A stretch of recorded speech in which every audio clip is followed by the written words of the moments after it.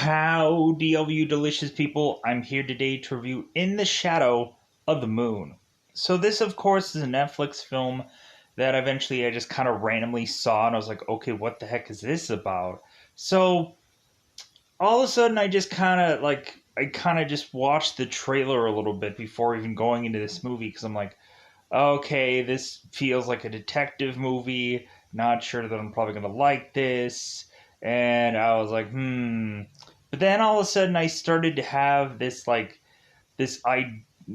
of thing kind of wash over me to just be like, oh wait, like this guy looks young in one part, and then he looks a bit older in this other part of the trailer. I'm like, maybe this has something to do with time travel. So all of a sudden I went into this movie and I started going into this film, and this film really does try to give information a little bit close to the vest, or eventually after certain uh, almost decades of time you end up getting spoon-fed certain kind of information that is to eventually help you figure out slowly but surely what is really going on, until at the very end of the film you end up getting this big huge reveal of like, oh, to where it's like, wait a minute, so, and like we have to go and figure out these like loops of things, and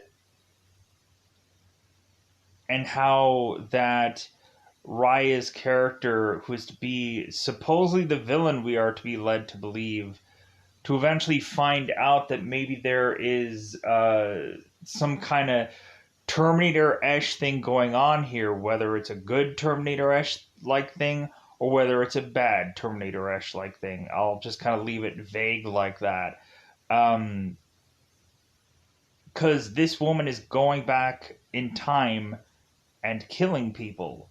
And so now we have it to where Locke is to eventually figure out that this person isn't just some traditional person that is just going to be coming back every 9 years and just killing people, and it's some weird tradition, or that it's to be some copycat killer. Locke is to find out that the exact same girl is to be coming back during certain times, and every time she is to somehow look slightly tweakingly different, or eventually has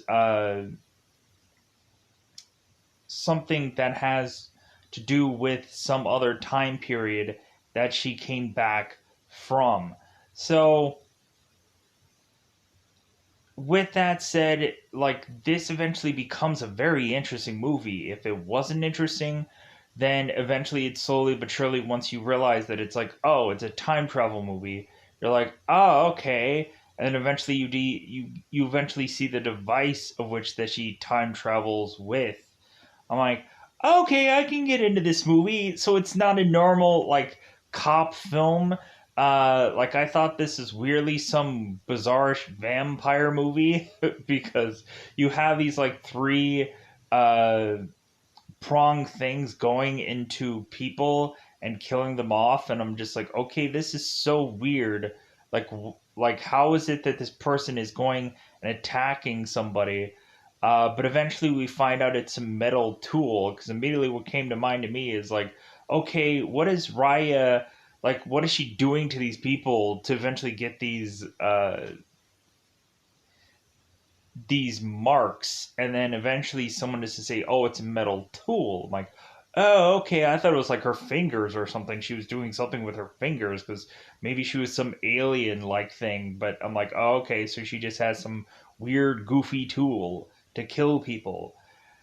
And so we also have Raya, who is to seemingly have certain information about Locke, and so Raya is at some points going and telling Locke about what is going to eventually transpire at some point. And so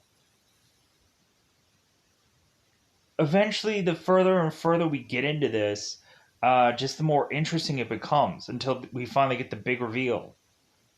Michael C. Hall being put into this as like basically uh, just a kind of superior character to eventually Locke's, where eventually it seems that Michael C. Hall is to be, of course, Holt, who is to be a detective when Locke is just some beat cop, and then eventually when Locke eventually becomes detective in one time period, Michael C. Hall is to become a lieutenant, and eventually we'll eventually see how that plays out. So, because I want to leave stuff to mystery. So, this is a time travel thing, a time travel movie, but it really just comes down to like we have to eventually see the progression of these characters over a span of 9 years, where eventually uh, it goes and like it goes to a certain time period and then it stops and then it jumps to another 9 years to where you're eventually to see where this person is. So it's kind of like a huge time gap to eventually understand where these characters are at now. So people may like that, people may hate that. Really, what can you do with a time travel movie? Uh, because the more important parts is when Raya is to come back. So, with that said, that's all that I can really say for a cryptic like sense this movie. Uh, because really, this movie eventually is to be a slow trickle of things. If I were to have actually said what the whole goal is of this movie, I would probably do that in spoilers just in case people want to know right away what the whole goal of the movie is, just so that way they can easily just go into the movie and just be like, oh, I can just enjoy the ride. Because I honestly think that this is a good enough film. Uh, like, it's to kind of be much more fascinating the more and more you latch onto it. So definitely hang on to the end and see the huge reveal of eventually Raya seemingly being a more important character than we like thought at first. We just thought like, oh, so this is going to be some weird character that has this science fiction like gadget, but we find out that there's more to this. So let's go on to spoilers because that's all I'm going to say because that's all I can say for cryptic sense. So let's go into spoiler time. Spoiler time. It's about that time again to spoil this movie.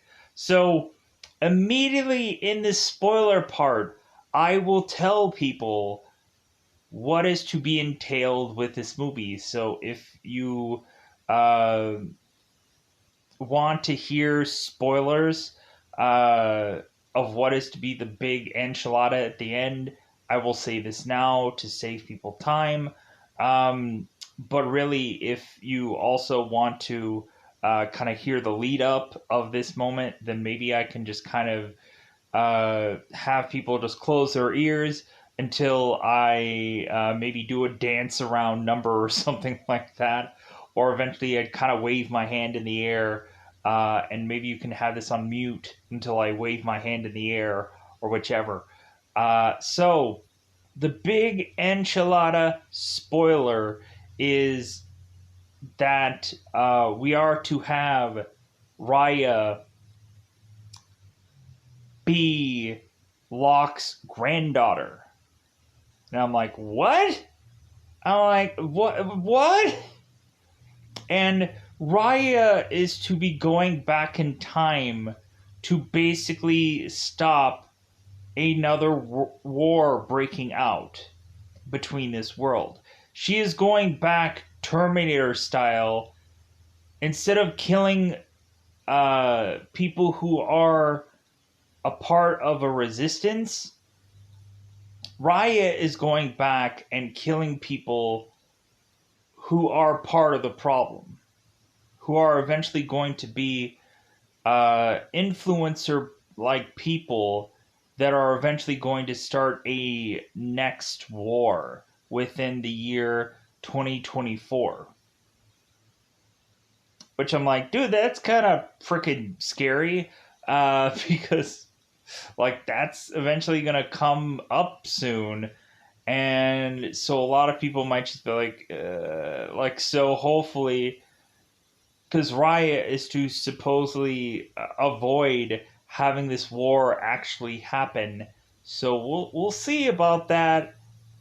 Hopefully, you're not creating something, movie, because yikes. So now, okay, spoilers are all done now.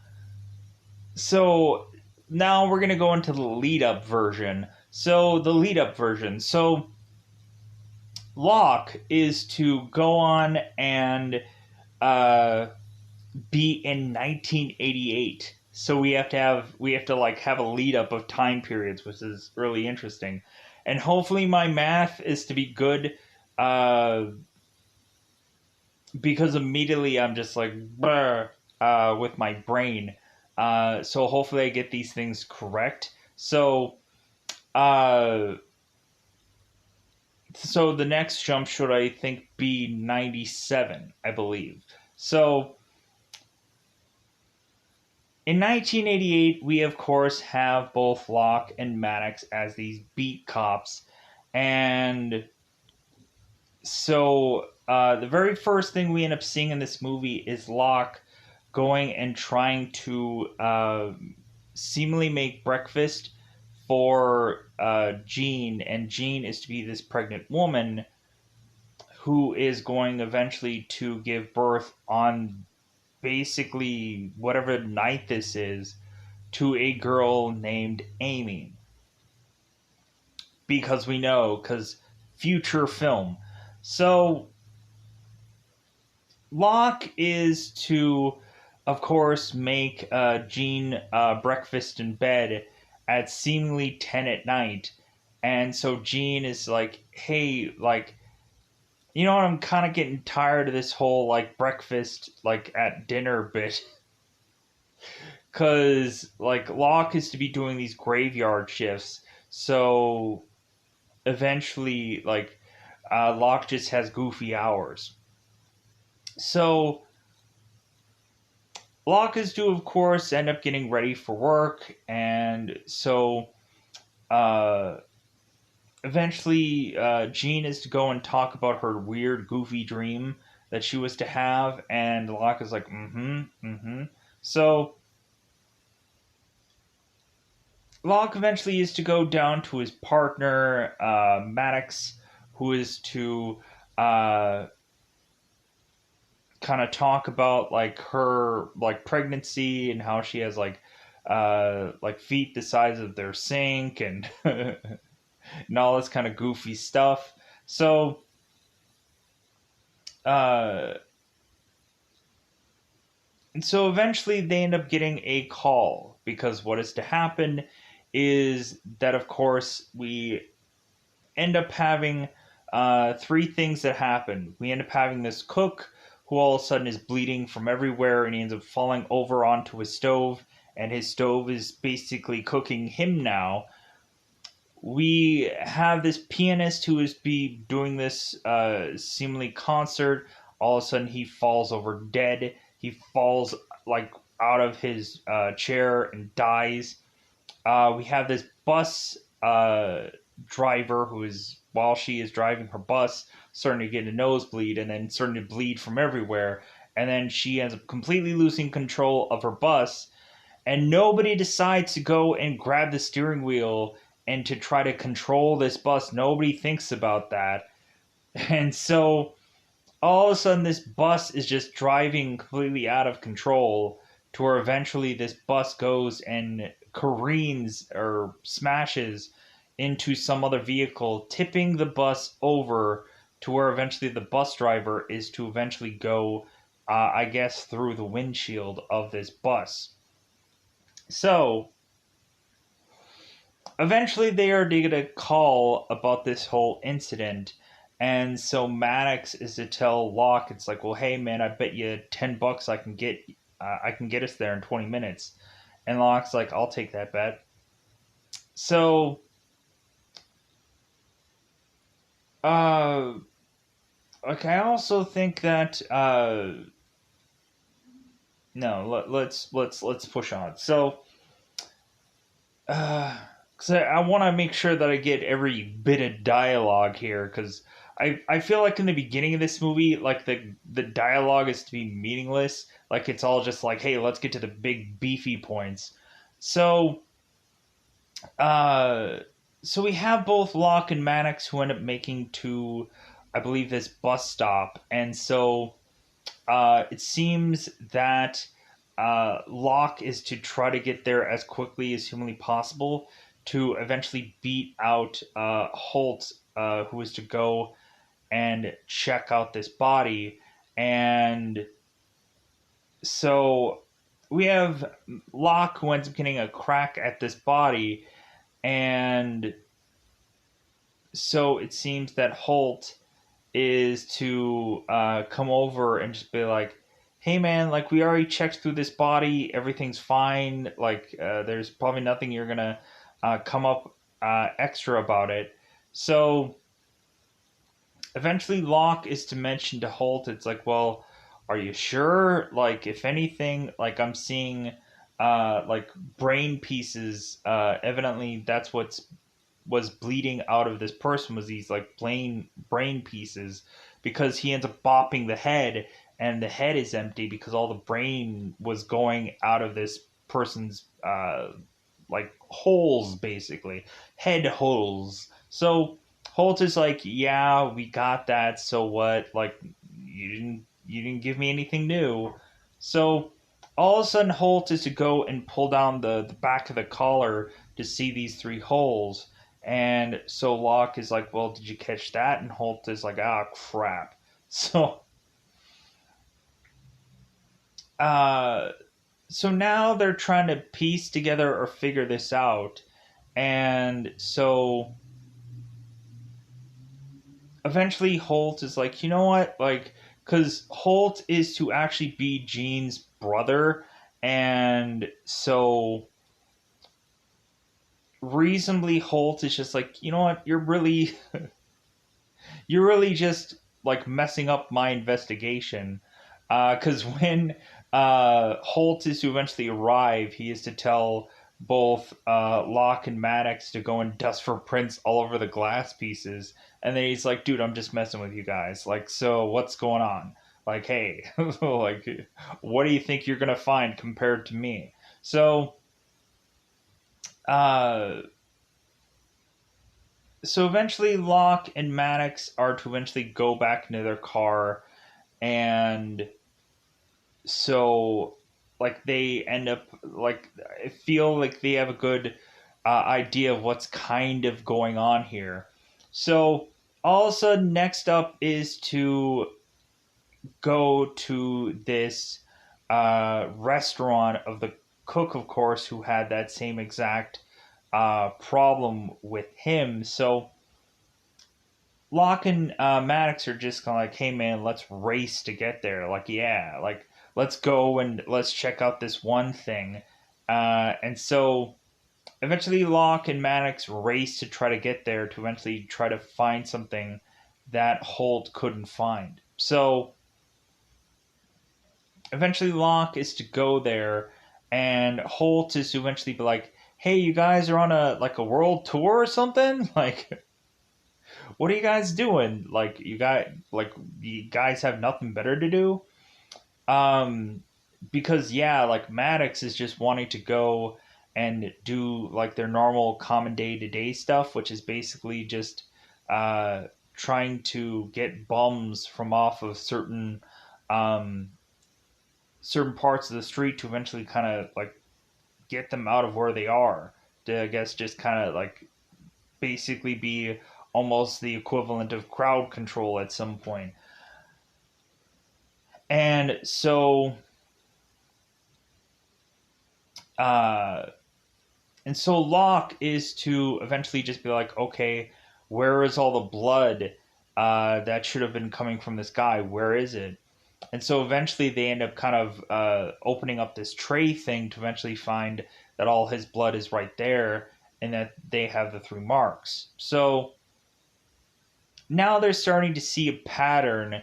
And so again, we really have Holt that is really just asking uh, both Locke and Maddox to just kind of like back off at this point, because it's like, hey man, like this is gonna possibly be my first like serial murder investigation, and like I really want to like have this be my own thing. I don't want help from this.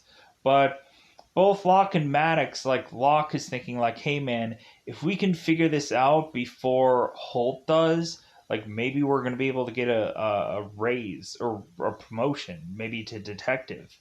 And Locke is telling Maddox like, hey man, like don't tell me you're not thinking about it. Don't tell me you're not like really wanting uh to eventually have this to be a thing.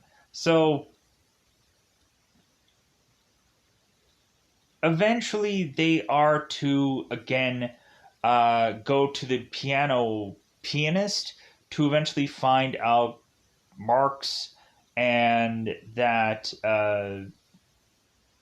like this guy's same exact pattern as the other cases. And so all of a sudden they're just like, okay, so there's got to be a serial killer at this point. So and eventually Holt is eventually just uh, slowly but surely behind them. So now we get to where Locke and Maddox are to eventually find at this club a much fresher case of this thing, where eventually they are to go to this club and find this girl who seems to be still alive, who ended up getting um, this metal tool into her neck.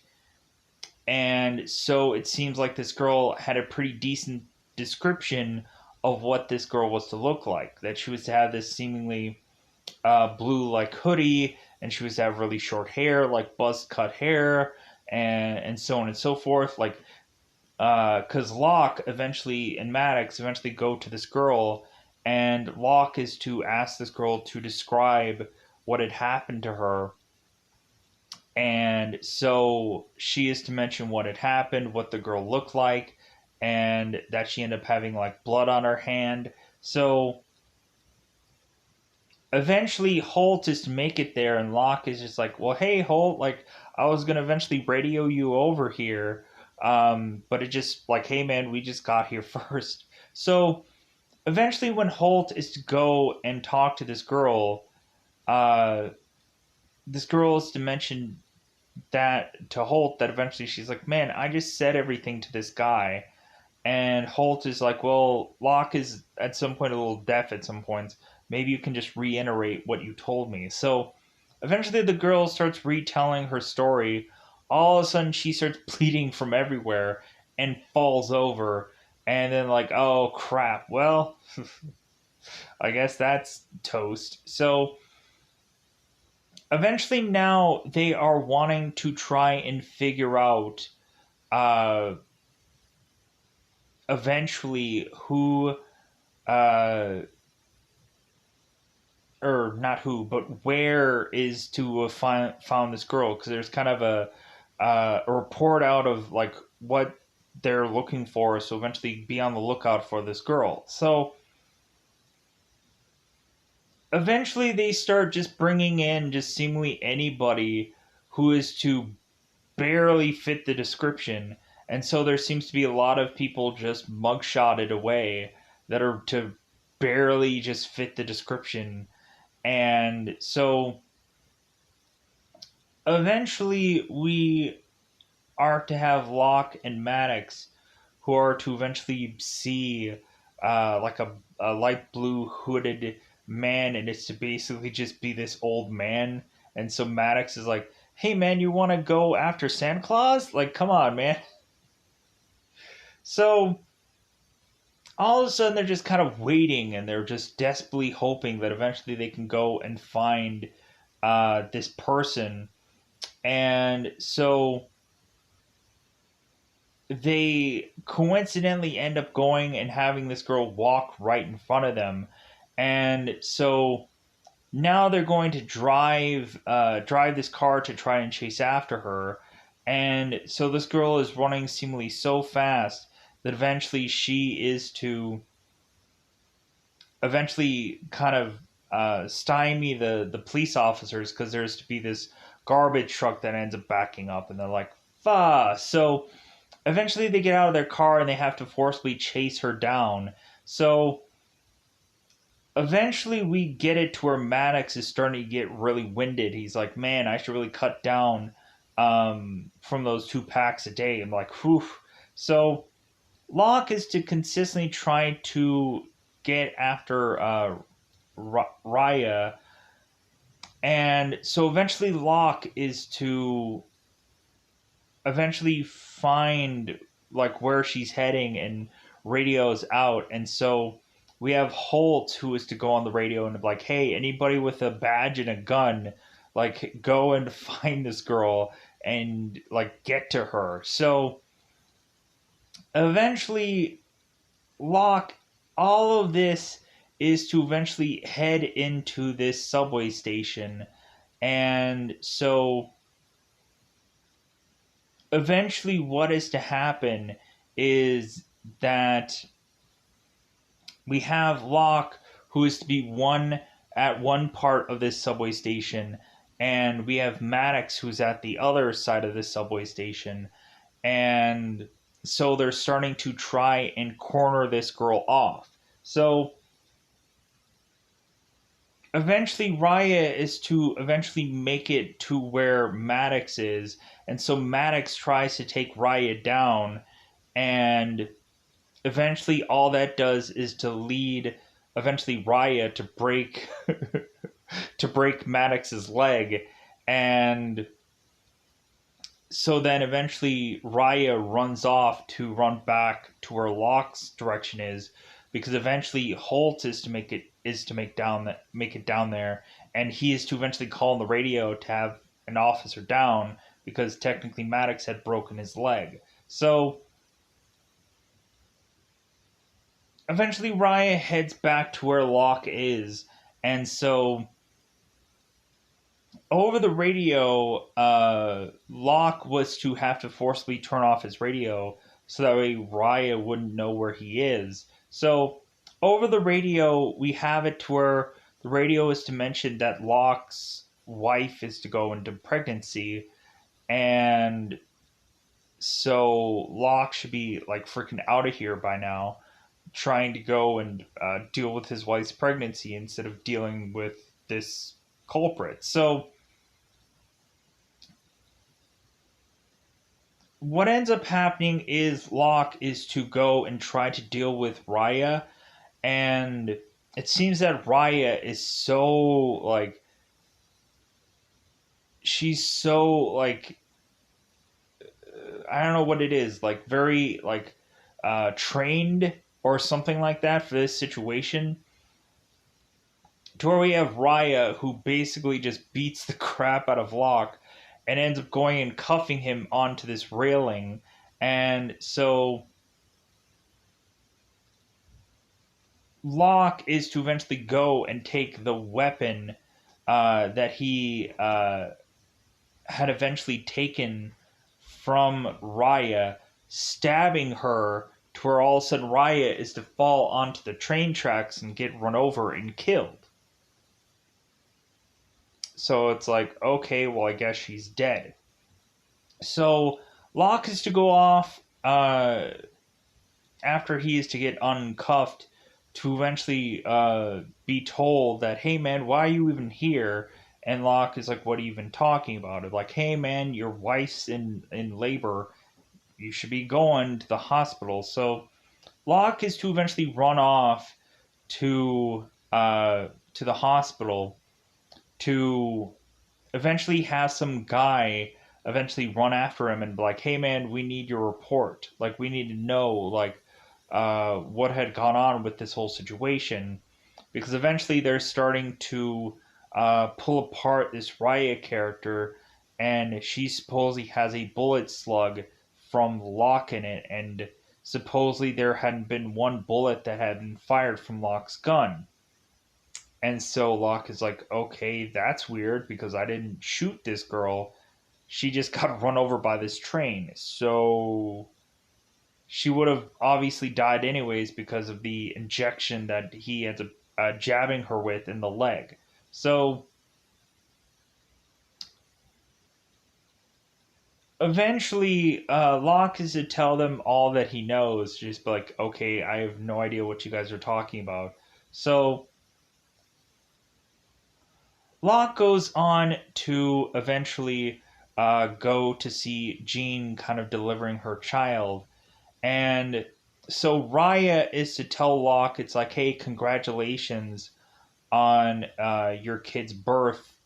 And also, like, I'm sorry about Maddox. I didn't, uh, I wasn't thinking. I just rushed through and just kind of did what I did. So all of a sudden, Holt is to eventually kind of rush to eventually make it to Jean's bedside also. And so what ends up happening is that eventually the baby is to eventually get delivered. And so Locke is to be holding the baby in his arms, like, yeah, this is great. But then all of a sudden the doctor ends up coming back out there and is to eventually tell both Holt and Locke, well, it looks like Jean is going to, I guess, pass away.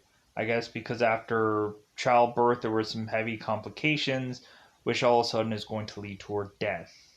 So it's like, oh my god, this sucks. Um, but I guess weirdly, this was weirdly meant to happen for some goofy reason. So we just have Locke and we have Holt who are just kind of like stunned about what is to really transpire here. So now all of a sudden we have to jump from 1988 to 97. And so now in 97 we have Locke, who is this detective, because I guess things had went well for him during this whole situation. So now in 97 he is to be this detective. So he is to be a detective where like his daughter is to be now 9, of course. And so this is to be Amy's birthday, and she's to be going on and putting together pancakes with ice cream. Supposedly, like, the funny thing about the beginning of this movie is evidently Locke sucks at making pancakes to where he ends up burning the pancakes, and uh, he ends up giving Jean just burnt pancakes. So eventually Amy is to eventually make this bunny like ice cream pancake breakfast. And so eventually Locke is to go and eat the same kind of breakfast with Amy. And Amy is to tell Locke, it's like, hey, like, hurry up, your breakfast is melting. And so Locke is to tell Amy, it's like, honey, like, we should really just not have ice cream anymore for breakfast. And Amy is just like, well, like, even for a special breakfast, which obviously it's like, well, it's her birthday. So Locke is to, because I'm kind of wondering if there is some kind of quantum leap that's kind of going on here. That, well, maybe that might not make sense because technically,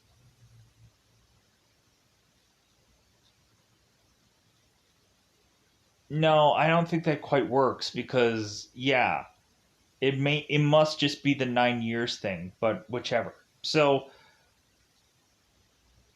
so Amy is supposedly to go to the zoo today because it's her birthday, And so Locke is to say, well, we got to go to your mom's grave and kind of put flowers down, and then we'll go to the zoo. So all of a sudden, after they are to go to the zoo, and Locke has realized that there had been flowers being put on the grave, to where eventually Locke is just kind of asking either Maddox or Holt, like, hey, did you put flowers on her grave? And they're like, no, like, I haven't even been out there yet. So Locke is to eventually get a phone call forcing him to need to come back to work because a copycat killer has just come out of the woodwork. So all of a sudden they're like, "Oh crap! Like we got to do this all over again. Like something's happening here." So uh, so now eventually this girl was weirdly spotted, and so eventually they are to find out that there is to seemingly be some camera footage uh, of her spotted somewhere, and it seems that she is to have the same kind of blood that she did 9 years ago.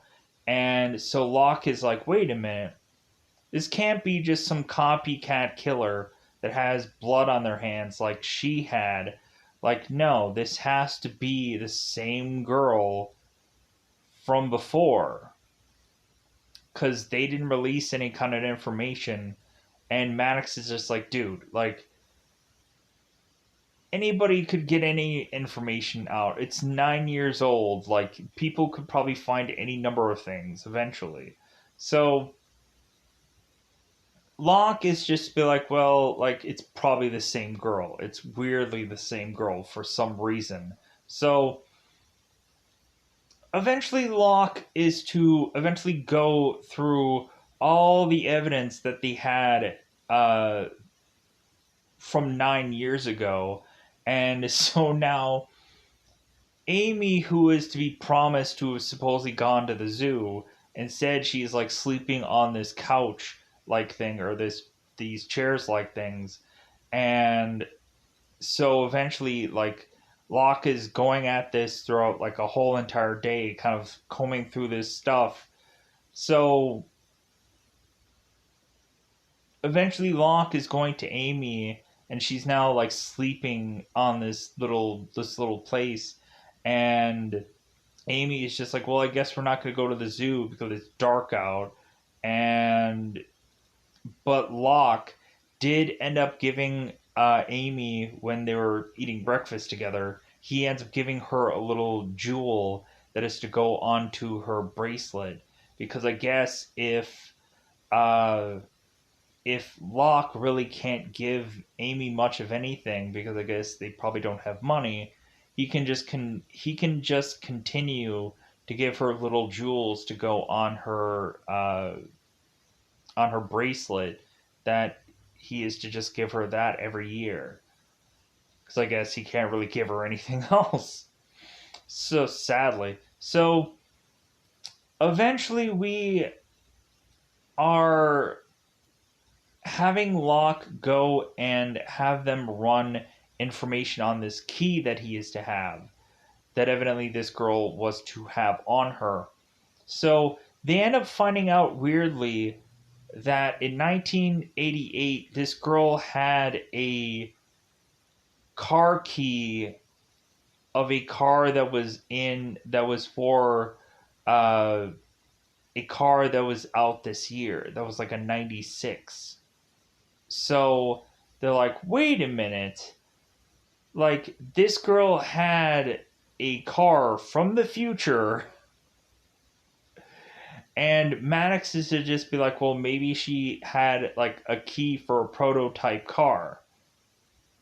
And he's like, wait a minute. So, like, Locke is like, wait, so she had a car key from a prototype that was 8 years in the making. That doesn't sound right to me. So, eventually, we have this police officer who is to tell them that I guess the only real uh, car that fits the description of this key is to eventually be at this certain airstrip location. Uh, so we have Locke who ends up going and finding this place and ends up seeing that someone is there, and so he's like, "Hey man, I gotta jump this fence. I gotta go talk to this guy." So it seems that this guy, the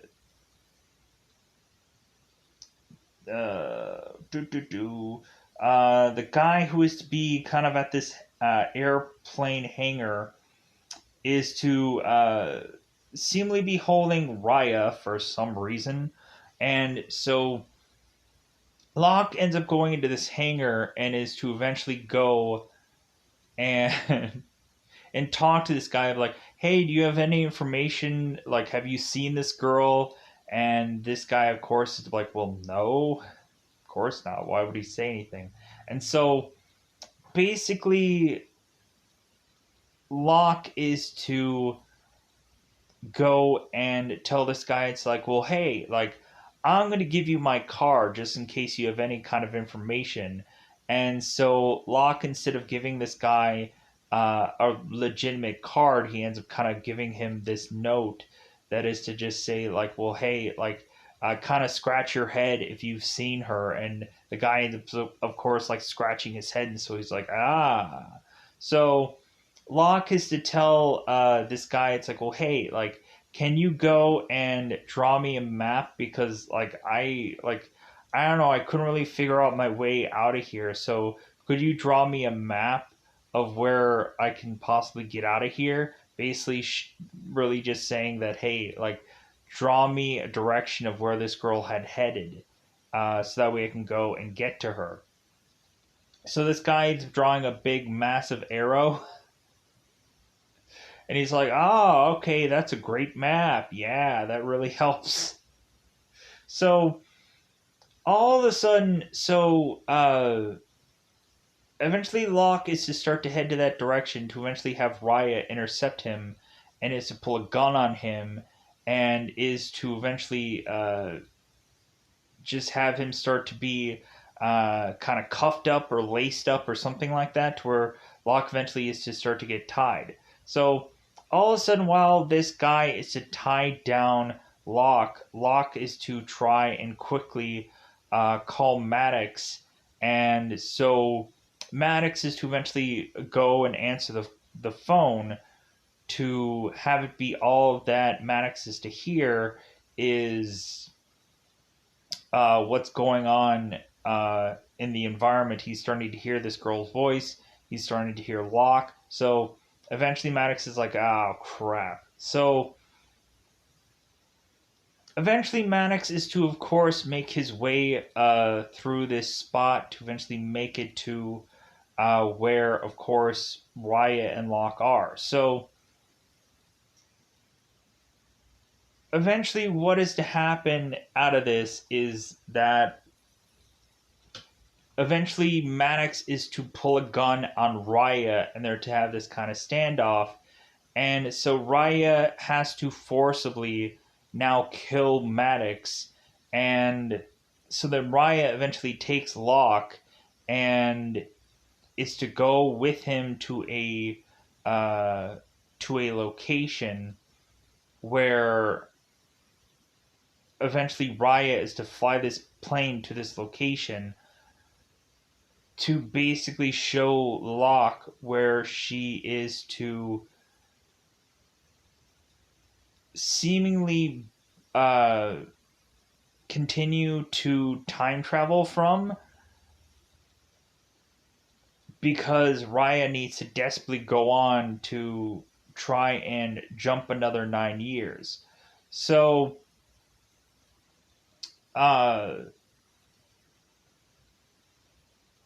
now we get to 9 years from now, which is uh, this is 96, so this would be 2000. 2005, 2006. No, this is 97. So, yeah, it's 2000, 2006. So, yeah. So, 2006. So, now we are having Locke in the 9 years before eventually telling Holt, like, hey man, like, I figured it out. She's a time traveler. It's the same girl every single time, and she is to jump every 9 years. And so she's a time traveler. I figured it out. So now 9 years later, Locke is to be so like driven about this case, and he's taken seemingly another 9 years to try and figure things out. And so Locke is to, of course, be this like Grizzly Adams looking guy who seems to be living in his car trying to figure out this case. And so all of a sudden, Locke is going and digging up graves and eventually find out that they have 3 holes into the back of their neck. And he's like, "Oh my god! Like, I think I'm starting to figure it out." There evidently was to have Locke eventually go off to kind of backtrack this Novak guy. So Locke is to find out when he is to go to uh, Novak's ex-lover, because Novak is now dead, that that this guy used to be this activist of sorts, that this guy was to eventually like write books and all kinds of things to try and rile people up, and that this guy was eventually going to possibly be somebody that is to have quite possibly had either manipulation or persuasion to eventually have people, who knows, do a number of things eventually somewhere down the road. We are to assess. Uh, so all of a sudden Locke is like, oh my god, like maybe there is some reason why these people are to be chosen. So like Locke is trying to figure out and put the pieces together, and so Raya is to eventually have come back to eventually go and seemingly go after more people. And so eventually this is to all lead to eventually having Locke go and uh, find the next victim, uh, because it seems that Locke is starting to figure things out, that uh, that there is a whole list of people that Locke could eventually pull from to see if Raya is going to kill them next. And so Locke is to eventually go and talk to this woman, uh, and eventually ask her, like, well, hey, like, since this guy was to have been this this activist and whatever, would he happen to have like a ex lover of sorts that was kind of like right around that time period, and so on and so forth? And the girl's like, "Do you think that I go and I like make best friends with any of my previous lovers?" And so Locke is like, I'm like, the girl ends up saying like previous exes lovers or whatever, and so like basically saying like this guy is to have like, she hasn't kept tabs on any of the lovers that this guy was to have had at some point. So Locke is like, well, I guess that solves that question. So eventually Locke is to go and desperately ask anybody to get them an address for a certain girl. And so eventually now Locke and Holt are to meet in this one diner. And so, because Locke ended up talking to Amy, and of course it's her birthday again. Now she is to be 18. So, uh, so eventually we have Locke, who is to, of course, again go and give Amy this little medallion thing for her bracelet. And so Amy is to mention, Dad, you know what? I haven't worn this bracelet in like a number of years. Like I've stopped wearing it. And so Locke is like, well, like I guess it's a good thing that I kept the receipt then to just eventually return this if you don't wear the bracelet anymore.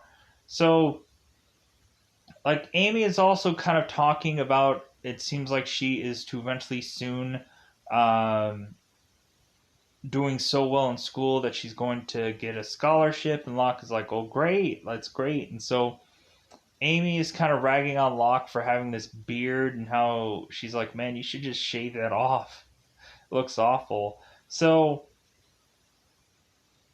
eventually, Amy is to, I guess, go off with Holt's wife to eventually go to this one event, and Locke is just like, well, hey, like, you know, and I probably could have actually gone with you and done that with you. And so Amy's just like, well, it's kind of a girly thing. And Locke is like, well, yeah, but it's spending time with you. And so the girl is just like, you know what? Like, I'm just going to go and I'm just going to do this with this girl. And, like, so Locke is like, okay, all right, like, I get it. So that, like, eventually, I guess Locke wasn't really there for Amy. So, like, trying to be there now when really all he's probably cared about for all these years is just this case, this case, this case, and that's all he's ever really given a rip about. So eventually just separating himself more from his daughter. So Locke eventually is to go and find the other victim. And coincidentally, this girl was to be vacuuming, and he ends up having to turn off the vacuum.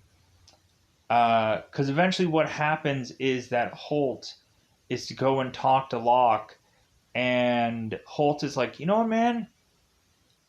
Like, clean yourself up. Get yourself some help. Like, I can go and I can like talk to some people, and eventually they can help you, and like really just like you're chasing moonbeams, man. Because eventually there is to be this one scientist who is to be called Naveen, who is to go to Locke and to mention that his case and Locke's case are very similar. That eventually there's to be something with the moon where once the moon is to be in certain kind of ways within there being like a blood moon or something like that, where it always has to be this unique moon to eventually cause this person to eventually come back to eventually do these acts. So it's like, okay, so there has to be some weird thing about the moon that is to eventually be right to have this person come back from her future date. So, uh, and so eventually Locke is to eventually talk to Holt about that. It's like, well, what about that one guy who was to mention about the moon and how, like, at certain blood moons or certain kind of moon kind of like ways that eventually, like, a person will eventually come back because of this whole moon thing. And so, like, Holt is just like, God, man, like, you were so off your rocker. And so eventually Locke eventually breaks down and eventually is to just tell Holt, it's like, well, maybe, man, I do need help. And so Holt is like, well, good, man, like that's the first step, is to eventually just accept that you need help. So eventually Locke is to hug on to Holt to eventually just steal his badge, so that way Holt eventually, or Locke can eventually go and get the information he needs to eventually find the girl that is eventually to be dead. So, but that eventually just leads to see that Raya is to be leaving yet again to come back 9 years later. And so Locke is to be there as she's going away, and Locke is like, "Yeah, see you soon. See you 9 years from now." So, so now that this is 2006, so now this should be uh 20 2016. Yeah, it should be 2016. So 2016 should be the last uh seemingly thing that we end up kind of seeing here. Um Seemingly. So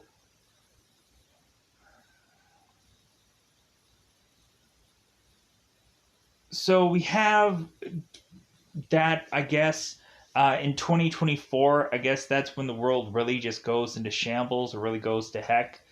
Um, but I guess like maybe things start to kick off weirdly in 2016 for whatever reason, whatever goofy reason. Unless I'm incorrect about that, and maybe like the last thing that they end up really going back on is to be 2024. I'm so confused. I'm so confused whether the last thing is to be 2016 or like the very last thing is to basically prevent everything at 2024. Uh, so, but let's finish this up. So, eventually, Locke during this time period is to eventually go and try to figure out uh, what uh, Raya is going to do next, what's her master plan. And so we find out that Levine, or Naveen, is to have realized that Naveen is to come up with the equipment that is going to help Raya kill people in the future.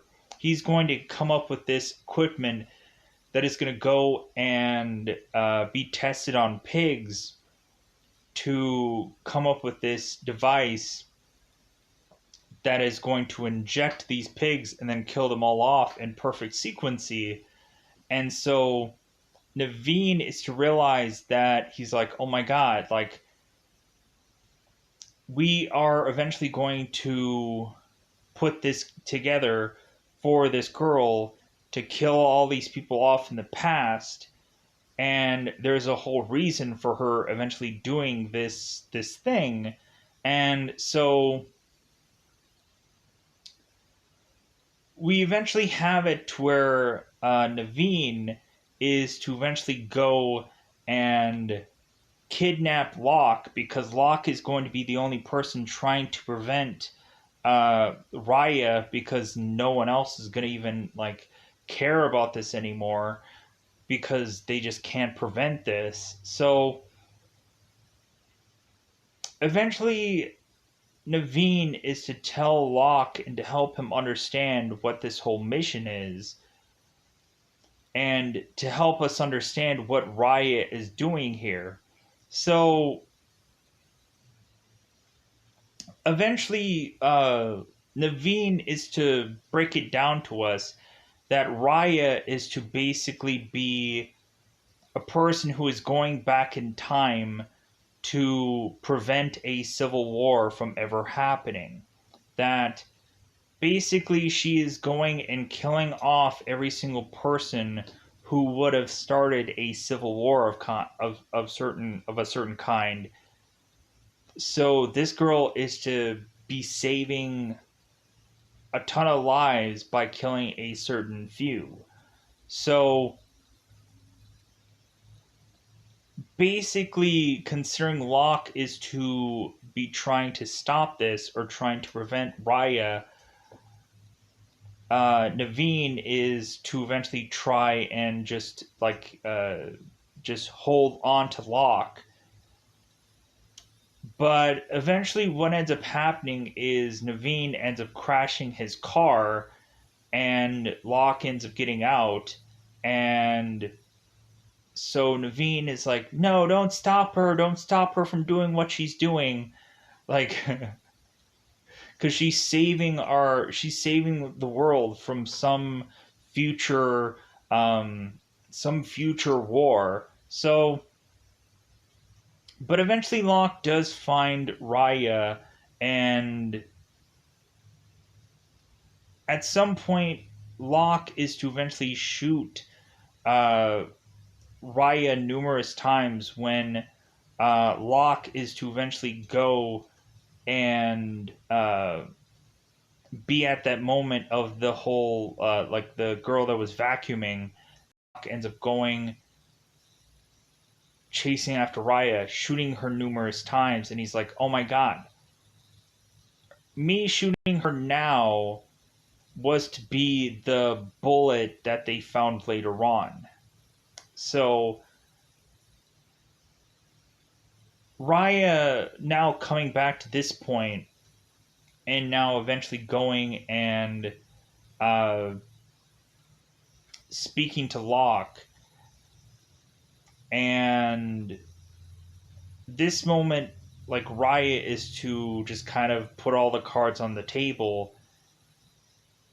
And so Raya is to mention to Locke, like, well, hey, like, today is my birthday, and uh, and my mother had given me this.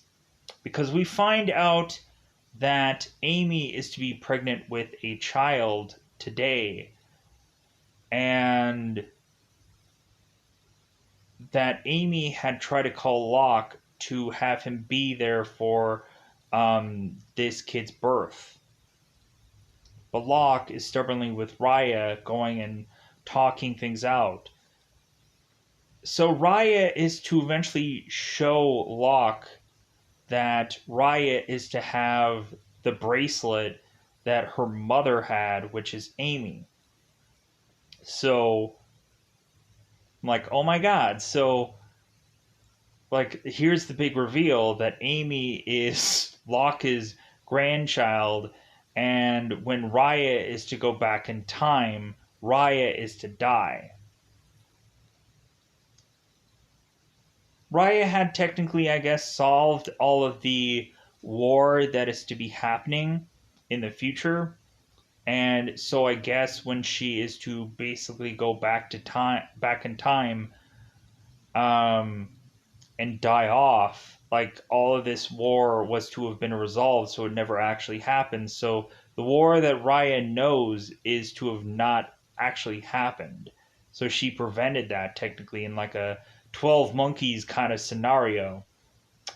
Which that's what I kind of wanted to get to, was eventually just say, like, yeah, this feels just like 12 monkeys, but I didn't want to really say that in spoilers because eventually people could have probably figured it out. Um, but either way, if I would have probably referenced any kind of movie, someone would eventually have figured it out. So, uh, so Raya is to, like, showcase that uh, that eventually Raya was to at some point get trained by Locke to eventually have Locke be okay with Raya eventually going and doing this task, that eventually he is to understand in the future what she is trying to do, and he is okay with it. So Locke is like, oh my god, like, I kill you in 88. And so that's where you're going to come back to after you jump now. You're going to jump back to 88. And I'm going to kill you there. And she's like, it's okay. It it has to happen. Like, there's nothing we can do to prevent it. So I have to die then. So Raya is to eventually go back in time and So Locke goes on to go to the delivery room of Amy's, and so Holt is there, and he ends up hugging Locke, and so they end up going into the room, and they're like, "Yeah, man, we're gonna get a baby. We're gonna get a baby, and it's gonna look just like Raya." So you would have thought that maybe like wouldn't have they have put two and two together to figure out that like Raya is this threat when she eventually is to grow up? Do they not realize that? Um, because eventually it's like, wouldn't that look familiar from like, hey, like it's interesting that this girl looks like our past killer, but I guess maybe they just don't even realize it, or maybe they don't want to believe it, or whatever. So how is it that they put together this time travel device like thing? Who knows? But I guess I guess when they are to eventually figure out how to kill people in a certain time manner, I guess that eventually helps them figure out how to figure out time travel. I don't know. The time travel element doesn't really come up as if they figured out time travel during this certain specific time. But supposedly that what was to happen in Raya's timeline when she was to be born. Supposedly when Raya was to be born, a first kind of war was to have broken out, and since Raya had went back and eliminated all those people, that war never seemingly happened, or that car bomb or whatever was to happen to eventually lead to a war never happened in that alternate world, that timeline, that whatever eventually just never happened. And so yeah, so Raya, I guess, had done whatever she was to do to finish up this mission and eventually just have this world evidently keep on spinning. So, with that said, I think that's all I wanted to say about this movie. Eventually, there were some parts that I kind of chucked together. I feel bad about it. But otherwise, also, somebody might not even care about this review. Even though I really liked this movie, I really enjoyed it. So with that said, uh, there was also some times where I didn't get everything perfectly done. That's probably because also I'm getting to the point of like, okay, getting a little tired. Need to eventually go and call this a day. So I think that's about that time to just say that it's about time for me to get the heck out of here. So goodbye, everybody. Bye, everybody.